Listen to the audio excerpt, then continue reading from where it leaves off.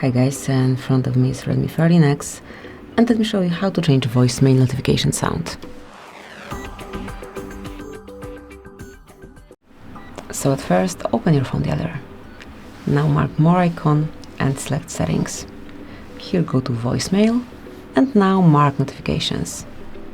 Here select sound.